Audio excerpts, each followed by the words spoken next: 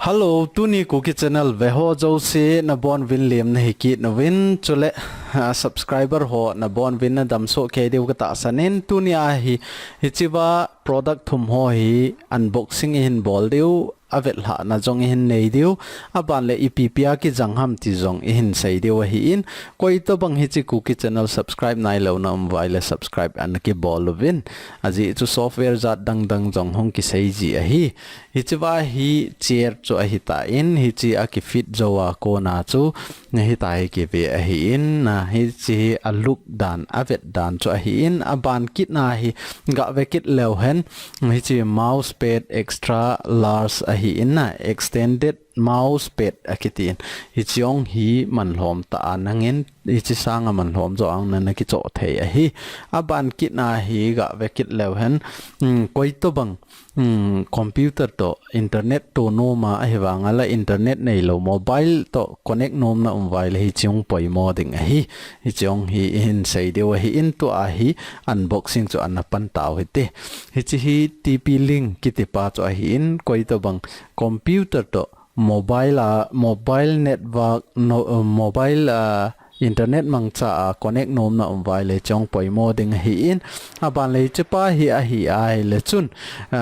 mouse pad extra large to a hi in chi hi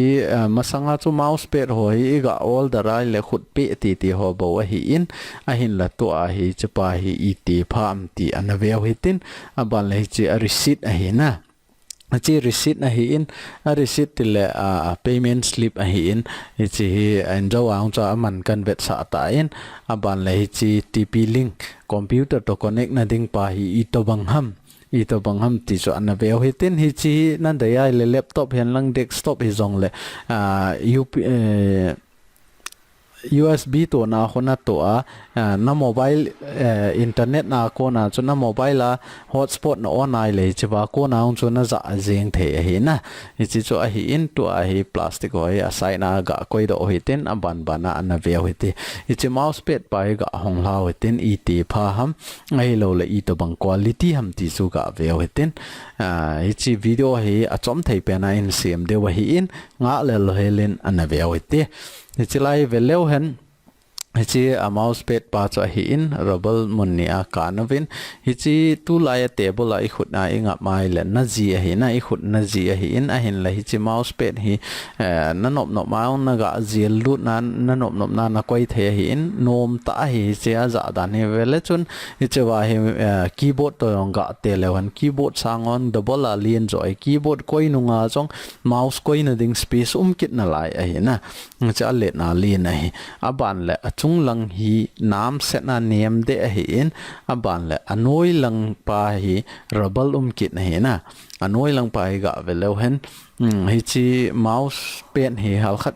gi zong gi a hi in aban hi tai na mouse I to banga hin le zong le chun apon hi ki tol loading hi easy enam iti ai le hi chi mouse pad anung lang pa hi rabal ko yo hi chi na table chung an na ga pha ai le ma de yang de aban la atol jong a hin jong ha hi na ki mo tol lo hi tai na koi na chu ma den jeng ding hi chi sai na ga koi ki no hi tin to a hi tp link pa chu ga so kit le hen hi chi pa hi a phat na khat chu koi to bangam khat nin a pc ai lo vai la laptop ma internet to connect no ma bluetooth nei lo wa hi lo le wifi ho na nei lo wai le hi chi na ki cho thei he na computer a chu bluetooth wifi ho om lo wai le chi ga ki cho en lang usb to na a chu ga to lut le chun nom ta na mobile hotspot ga on le chun I chiwa ko naung chun na connect jing the hi chi software hi install na bol ngai a hi na chi install na bol ngai hi chi aza ding dan jong hi chawa step thuma explain an bol win english a ki jit na hi in a hin la hi chi hi boy na ding I ma cham lo hi na computer ga ton lang install me en lang next me le chun hi ta cha mal ma install jing ding a hi ha lo hil jing a hi na ban le to a hi chi a main point pen pa chu a hi in hi chi vele chun abaya bailam a hi masanga memory ga to na dinga an pi ho adapter ho type kho a hi na chi ania wa hi na computer hoi lai pen ham USB na to ji na ho a chu khat pen drive ho na to ji na chu ga to lut le chun aban le na mobile hotspot on le chun hi chi ba ko na chu hung do an tin option na lawai le chi software install bol le chuna option hung in ten aban le chi wa ko na chu nangin na ki connect jeng the he na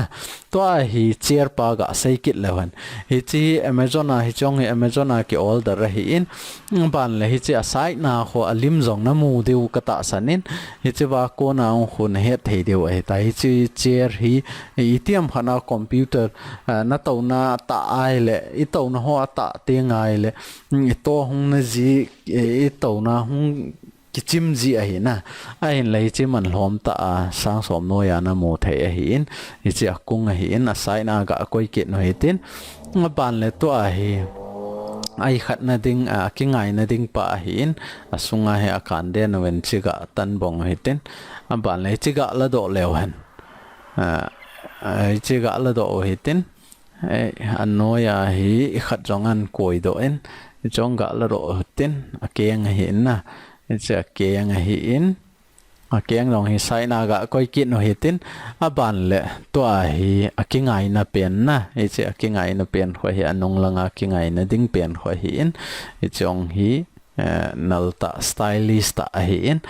ban le alungap na ding jong kit na lai hi an lungap na jong khu na dei dan ta na adjust na ki bol the hi che pa hi a hi ai le apom na a machine ti di hi jing in apom na na nop le na su sang the na nop le na su nem the hi in ba na to a hi a last pen na hi che pa hi a hi ai le a to na ding pen na a don lop pen kho hi tai to a hi a sunga I ma cham ta po in ai chi ga koi do itin sai na hi chi sai na ga koi do hi tin aban le to a hi fit in bol deu I to bang ham ti chu in vet deu a hi tai hi chi akung pa cho hi in hi chi pa hi apom pa cho hi aban le hi chi hi gi tho hi in a thi rong hi a hoya hi chi pa hi le rubble hi in ne che a rubble pa hi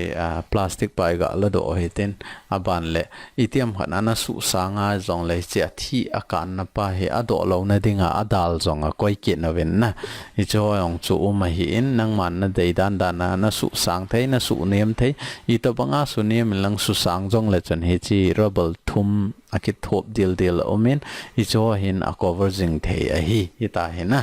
ita a cover jing thei hi hi chi a hi in to a hi chi abona in fit deu aban le event deu a hi chi a hi in aban la video hi halcha cha hongki forward ding a hi hongki forward nen ten aban le hongki sugang jep ding hai a khoti lawai la chun kenga zo lo ding hi in na chi a phat na khat chu hi chi chair he na no mai le na su sang thai na no mai le na su nem thai chi bana na ki pe le the he na hi chi atong ap na pen thi pa ho a hi in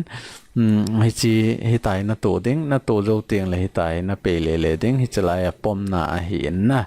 hi chi chu a hi in to a hi tai to ma sang ven la do hi ten aban le asit na ho in fit deu hi ichalaya hi extra screw an pevin na a screw to a hi anading hi chi chair hi screwdriver ho a ho ke he athei lo hi ai je nam til hi chi a hi na a screw pen hi azat chom hi in chi chu star type ma ho pentagon size a ho ball win na aban a hi anading jong an pi thaw hi ichalai vele chun a saw ni extra an pevin aban le chwa a chom ni yong extra an pi o hi ai cha hi anading hi in aban le washer ni yong extra an pi o hi hi chwa extra hi bo win na iza kai cho screw cho ma hon chlaya to zo ke ta cha sit nai hi chi to hi in fit deu chi pai la do hi ten hi chi a to na chunga hi fit masat deu hi na hi chlaya hi in fit deu aban le achunga nge to deu in vet sa deu hi na ka in vet sa ding hei to banga si hoi ham a style i to bang ham ti ho jong in sei de wa hi in koi to bang hi chi cookie channel hi subscribe nai lo tu ni chana subscribe nai lo na vai le na subscribe min lang aban le itiam khana thil ho na het nom software hen lang a hi lo vai le graphic design hen lang logo design hi jong le na het nom mai le hi chi wa cookie channel subscribe na ki bol lang video no ya chu comment na bol le chun hi chi dung ju ya chu video nang na het nom ho long chu in sei deu aban le explain hung ke bol pi ding na hi ve ti chu ka hin sei nom hin tin hi chi vele chun ita hi screw ki to sa omin a hin lai cho i he do deu aban le hi chi wa chu i to kit deu hi na a sit ho chu in to do kit deu hi to a hi i pi wa tham ti ai la ki ngai na pa kho na hi chi a ki ngai na pa to na dinga chu hi cho si si i he do phat deu aban la ki ngai na pa ho chi la ya hin to wa i he det kit deu hi na hi chi cookie channel hi a phat na khat chu izakai unboxing hen lang ai lo la software en lang graphic design lang logo design he jong la ep hi jong la ki bol zo se ei pawa ki hil la hi in hi je a chu anoma